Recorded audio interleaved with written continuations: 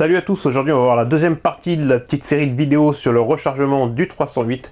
Donc on va voir qu'on va rentrer un peu plus en détail que par rapport à d'habitude. On va essayer de se rapprocher à un chargement de précision. On ne pourra pas faire de la très haute précision quand même avec le matériel qu'il y a ici, mais on aura quelque chose de très correct pour des cartouches, on va dire, de qualité quand même match. Allez.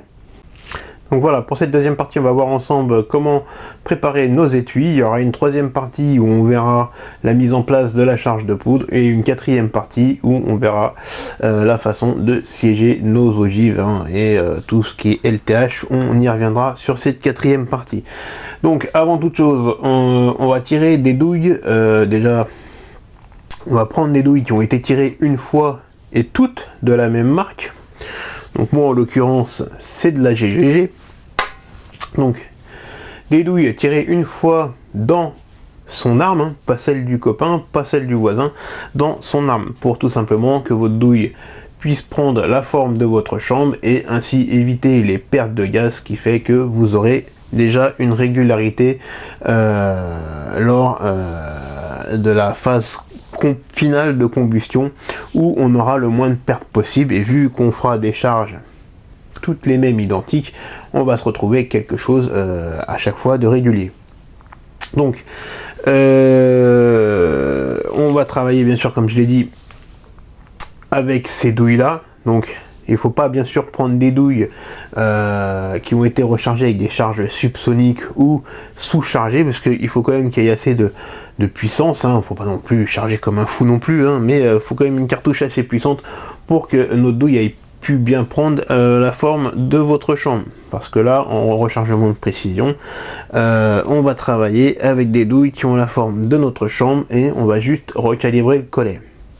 Donc une fois que ça c'est fait, bien sûr, vous avez pris vos douilles, une fois que vous avez récupéré vos douilles et que vous avez fait tout un petit lot de douilles, une bonne centaine d'ailleurs, parce je vais vous expliquer pourquoi, pour résultat au final, en avoir peut-être que 20 ou 2 x 20 ou etc, 3 x 20, on va voir ça après. Donc une fois que vous avez sélectionné déjà ces premières douilles là, on va vérifier la longueur de nos cartouches. Même avant ça d'ailleurs, on va les nettoyer parce que on travaille quand même avec des douilles propres. Donc pour ceux qui travaillent avec un tumbler humide ou un ultrason, je vous conseille vivement de les désamorcer à l'aide d'un désamorceur universel. Ça va déjà commencer à nettoyer votre logement de l'amorce. Moi je travaille avec un tumbler, comme on peut le voir sur ma gauche, à l'ancienne, un tumbler avec du média, donc je ne les désamorce pas. Par contre, une fois que j'ai fini de nettoyer mes douilles, moi comme on fait quand même du rechargement de précision, contrairement à tous les autres rechargements, là ce coup-ci je passe un petit coup de brosse dans la douille, histoire de ne pas avoir de résidus et d'avoir quelque chose encore une fois de régulier, pour avoir toujours la même quantité de poudre et le même espace restant entre l'ogive et la poudre. Enfin bref, la même capacité de douille. Donc ça on va y revenir aussi, l'histoire de la capacité de la douille. Donc une fois que ça c'est fait, comme je vous l'ai dit, vous allez mesurer la longueur totale de votre cartouche. On le fait avant de recalibrer, tout simplement parce que quand on recalibre le collet, on recalibre, on mesure avant, car en recalibrant le collet, tout simplement la douille ne s'allonge pas, contrairement à un recalibrage intégral. D'ailleurs c'est pour ça qu'on passe les douilles au K-streamer après un recalibrage intégral, et en faisant le collet on le passe avant au K-streamer. Donc une fois que nos douilles bien sûr sont à la bonne longueur, on va venir tout simplement recalibrer notre collet. Donc ça on va voir ça tout de suite. Alors moi j'avais acheté un jeu 3 outils au début, parce que j'avais le fan en semi-auto, donc je faisais du recalibrage intégral. Là sur une carabine à verrou, on peut faire on fait du recalibrage uniquement du collet. Donc j'ai racheté le collet d'ail séparément. Voilà, ça vaut une trentaine d'euros chez Lee. Ça ressemble à ça. Ça c'est le collet d'ail. Donc bien sûr on vient le mettre en place sur la presse. Comme d'habitude, on met le shell holder. On n'oublie pas de rajouter le petit téton pour récupérer les amorces. Ensuite, on vient mettre le bélier en l'air. On vient visser notre outil en contact de notre shell holder. À partir de là, on rebaisse le shell holder. On vient rajouter environ un tour complet, voire même un tour et demi. Moi généralement je fais un tour un quart. Ensuite, normalement votre outil est réglé, on vient quand même vérifier. En fait, vous allez sentir comme une petite tension, comme un petit ressort dans votre jeu d'outil quand vous relâchez tout simplement le manche de votre presse, ça revient. Voilà. Donc là, vous sentez que vous êtes à fond en butée. Hein. Je vous dis, moi, c'est entre un tour et demi. Après, ça va dépendre comment vous allez interpréter la chose. Mais entre un tour et demi, votre réglage il sera bon. Vous venez visser le contre-écrou. Voilà. Et après, il n'y a plus qu'à. Là, de toute façon, vous êtes en butée. Vous ne pourrez pas recalibrer plus que ce qu'il ne faut. Vous venez mettre votre douille. Hop. Et c'est parti, on recalibre. Hein. Alors bien sûr, ça va chasser notre amorce. Voilà, on est en butée.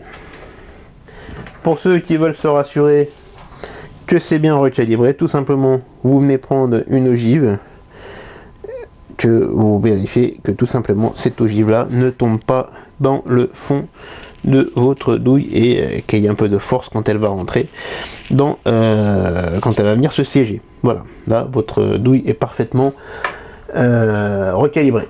Voilà, on a vu comment recalibrer le collet. Donc c'est fait.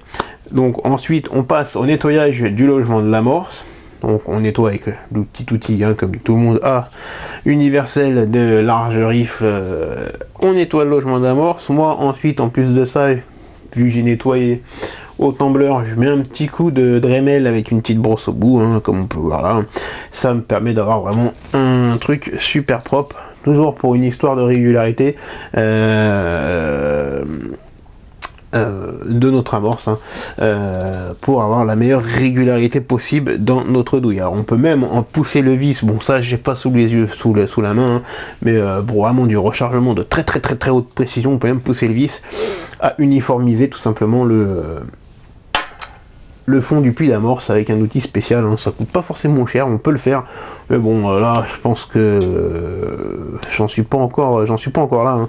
Même si on arrive à quand même des bonnes cartouches qui font de très beaux résultats en cible, hein, de qualité match.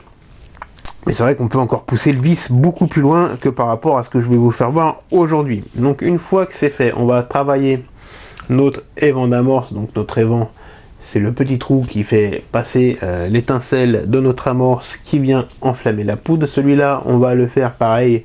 On va le retravailler avec cet outil spécial comme on peut voir là, pour avoir encore une fois un enflammement régulier et l'étincelle, toujours pour la régularité. Plus vous allez travailler, être minutieux sur ces choses-là, c'est un enchaînement de succession de petites manipulations comme ça qui feront que à la fin vous aurez des choses régulières.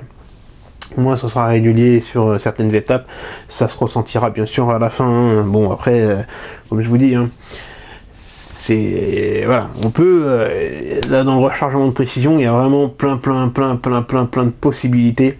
Là, celle déjà qu'on voit aujourd'hui, elle est déjà pas mal. On peut encore améliorer les choses, hein. On verra peut-être dans quelques années, je vous referai peut-être encore une vidéo encore plus poussée, mais pour l'instant on va se contenter de ça aujourd'hui. Donc une fois qu'on a retravaillé notre évent, on va faire des lots de douilles, on va peser nos douilles. Donc là pareil, on va prendre la fourchette la plus petite possible et essayer d'avoir à chaque fois le même poids de douille. Plus vous avez des poids qui se rapprochent, encore une fois, plus l'enchaînement de toutes ces étapes, hein, à la fin vous aurez quelque chose, encore une fois, de régulier. Donc pourquoi avoir pesé vos douilles? Parce que déjà d'une, c'est des douilles de la même marque. De deux, si vous les pesez, normalement elles sont de la même marque. Vous aurez exactement la même contenance à l'intérieur de votre douille, donc la même capacité. Donc ce qui fait qu'au niveau de l'enfoncement de l'ogive et de la charge de la poudre, l'espace qu'il y aura sera toujours le même. On aura toujours le même volume, et c'est pour ça d'ailleurs aussi qu'on prend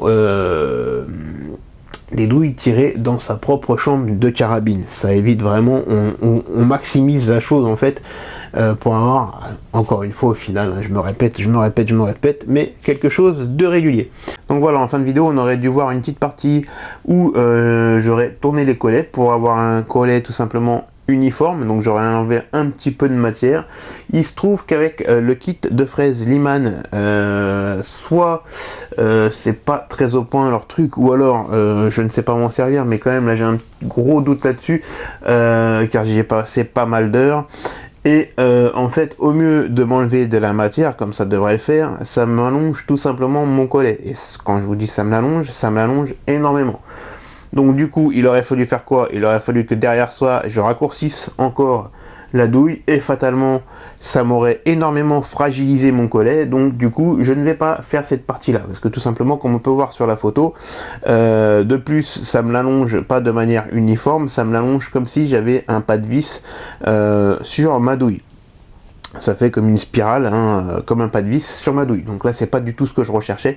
Donc, je me suis un petit peu rencardé sur les chaînes YouTube américaines. J'ai vu que la plupart du temps, ce modèle-là, Liman, il est pas retenu. Donc, c'est soit généralement la marque Foster qu'on peut voir, ou la marque Sinclair.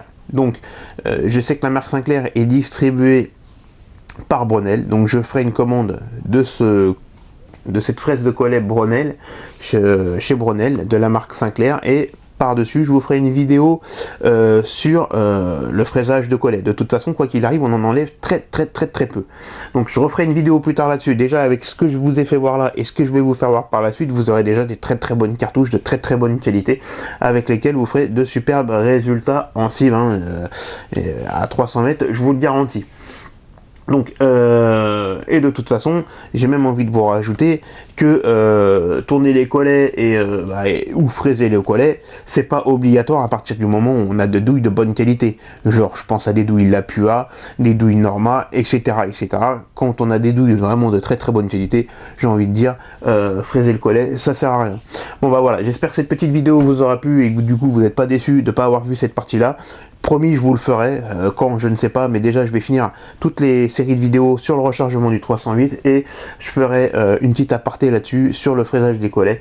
On verra ça dès que je recevrai mon kit de fraises Sinclair de chez Bronell. Voilà, d'ici là, je vous dis à très bientôt pour la suite. Ciao!